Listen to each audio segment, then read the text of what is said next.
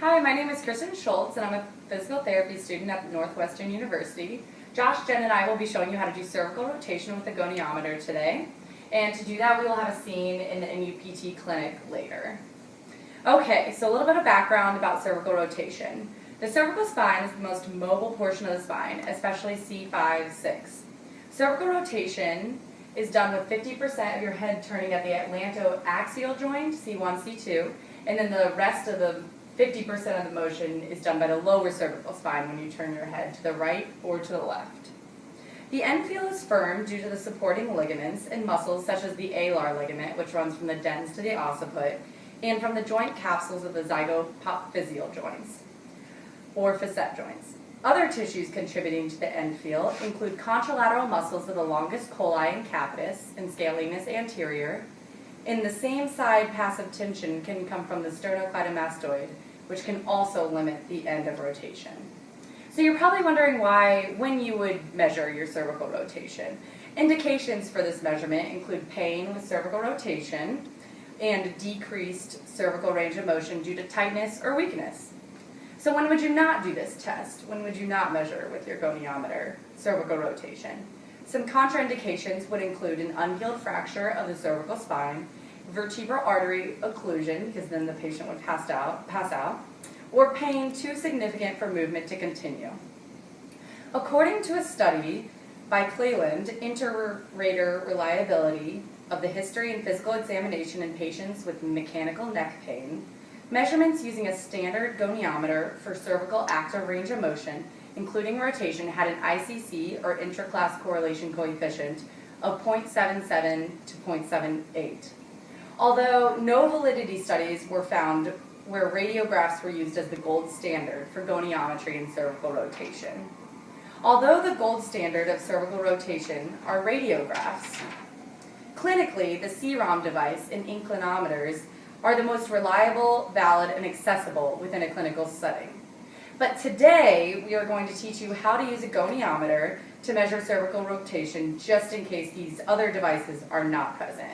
So Jen will go ahead and tell you a little bit more about cervical rotation.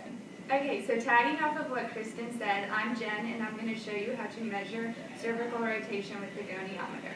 So you're going to place the fulcrum of the goniometer on top of the center of the cranial aspect of the patient's head. You're going to align the stationary arm parallel with an imaginary line between the two acromial processes, and then you're going to use the movable arm and place it at the tip of the patient's nose. So you're just going to place the goniometer like this.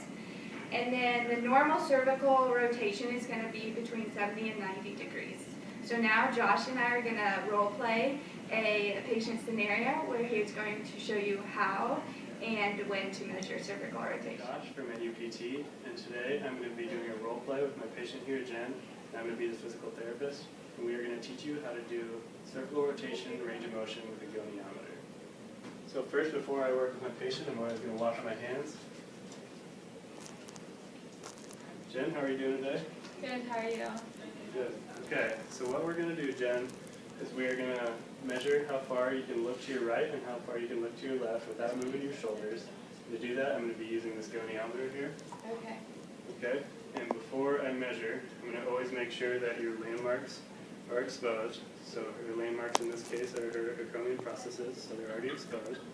I want to make sure she's sitting up straight, and she's looking straight ahead at the wall. And when I have her move, I'm not going to let her shoulders move.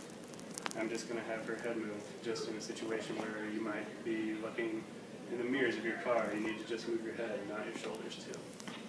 Okay, so Jen, if you experience any pain or anything at all, let me know, okay? Okay. So first we're going to go to the right, so I want you to look as far as you can to the right.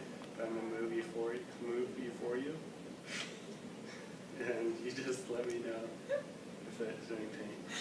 No. No pain? Okay. Now move yourself. Good, and I'm stabilizing your left shoulder to make sure it does not move. And now I'm going to measure. I have my stationary arm, the imaginary line between her acromion processes, and the movable arm along with her nose, and I'm always looking straight down at her head. Okay. So I'm going to stabilize your shoulder here, and you go ahead and move when you're ready, as far as you can to the right. That move your shoulders. Good. Good. She has 75 degrees of range of motion to her right, which is within normal limits. Now we're going to do the same on the left. I'm going to stabilize her right shoulder this time, and I'm going to see how far you can move. Good. Now you move. Good. Any pain at all? No. So same as before, I have my stationary arm on her acromion processes, and my movable arm along with her nose. I'm going to stabilize her shoulder. Go ahead and move as far as you can to your left. Staying with her nose. And on this side, I got 73 degrees of range of motion to her left. So you are again within normal limits. And that is how you measure cervical rotation range of motion with a goniometer. Thanks for watching.